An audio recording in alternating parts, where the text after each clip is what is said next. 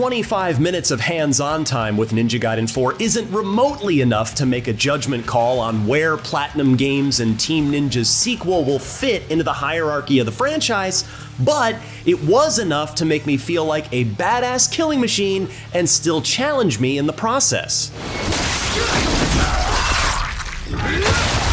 Which means Ninja Gaiden 4 is off to a good start in terms of dialing in that ever so special Ninja Gaiden feeling as Platinum Games takes the lead with Team Ninja guiding them. "The game is fast," said Platinum Games producer and director Yuji Nakao.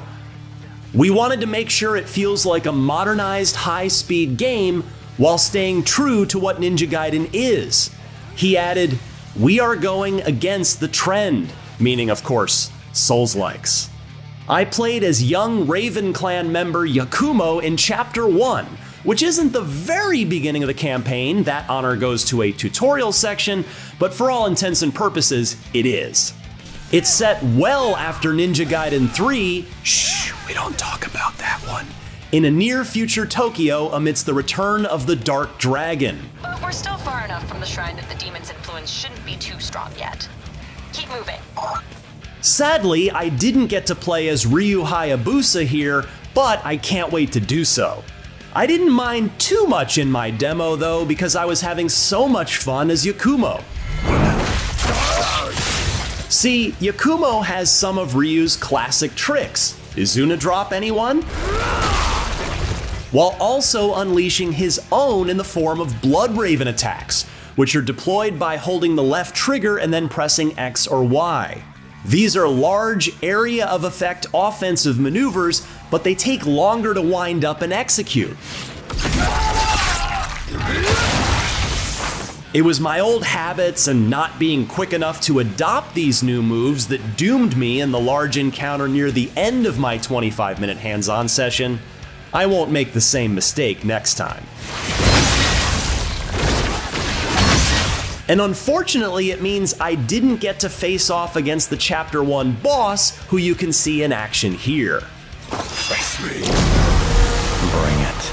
If you've played Ninja Gaiden games before, you should feel pretty comfortable right away, even though there is certainly plenty of new stuff to learn and get used to.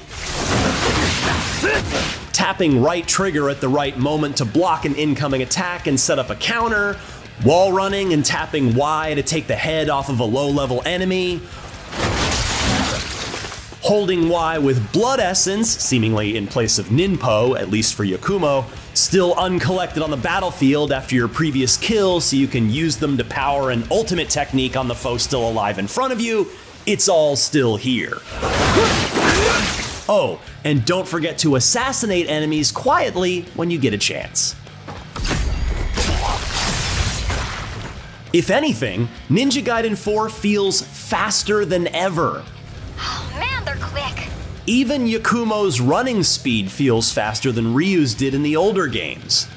It's also, somehow, even bloodier than ever. Things started to get gory in Ninja Gaiden 2, but here the crimson fountains spray every which way, constantly coating Yakumo in a carry-like coating of plasma. Arterial spray gets everywhere when slicing and dicing a handful of foes. It's like a vampire's dream come true out there.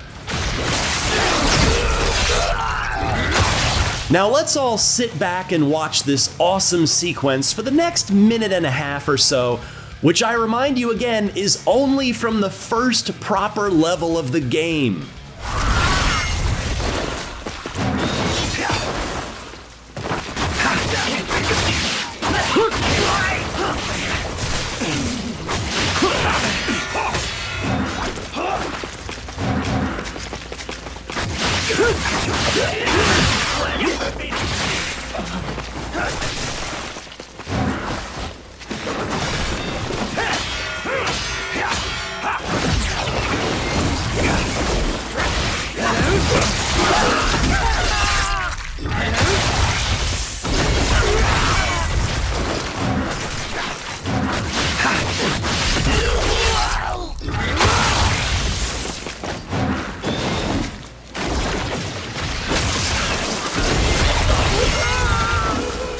Oh, and here's more good news. The camera is actually pretty good now. It's certainly evolved over the years, but thankfully in 2025, it no longer seems to be a detriment or distraction to the player. Certainly a lot more time will be needed to verify this initial impression, but the camera didn't annoy me once in my entire hands-on session. Difficulty modes, meanwhile, can be adjusted on the fly if, say, you're playing on hard and want to drop it to normal for a particularly tough boss. An easy mode is here too. It's called Hero Mode, but I didn't get to test it out to see just how forgiving, or not, it might be. I spent my time on normal difficulty. Also, baked into normal at least, and presumably Hero as well, but I'm not sure about hard yet, is a feature that offers you a helpful item if you've failed a particular encounter a few times. On that last big rumble I was too slow to bring Yakumo's new attacks into, I was given a large healing elixir to help me on my next attempt. Ninja Gaiden 4's checkpoint system now takes some stress out of trying to find a save point with ample health and supplies. A red-eyed raven can also be approached, which triggers a visit from a friend who can unlock combat skills in exchange for the in-game currency you've accumulated. You can also go into a practice mode from here too that lets you get familiar with your moves, which I didn't waste time doing during my short demo. Oh, too good for practice, huh? And yes, there are collectibles to look for as well. They're called Gordies, and they're little adorable creatures that you have to complete a QuickTime event sequence in order to secure. I found one Gordie in Chapter 1, and it was only 2 rapid succession button taps to bag it. We'll see if the QTEs get more complicated and difficult the deeper into the campaign you get. I'm not sure yet if collecting them will yield any sort of greater reward. I'll be honest, I came into my first hands-on session with Ninja Gaiden 4 with extremely high expectations. If Platinum Games and Team Ninja screwed this up, I would have been very vocal about it as a 20-year fan of the series. But thankfully, they seem to be on the right track towards getting this right. If they don't, the series is probably dead forever. But I was smiling the entire time I was playing Ninja Gaiden 4, even when I got killed. Its need for combat speed is matched by its sense of style, and all I want to do right now is play more Ninja Gaiden 4.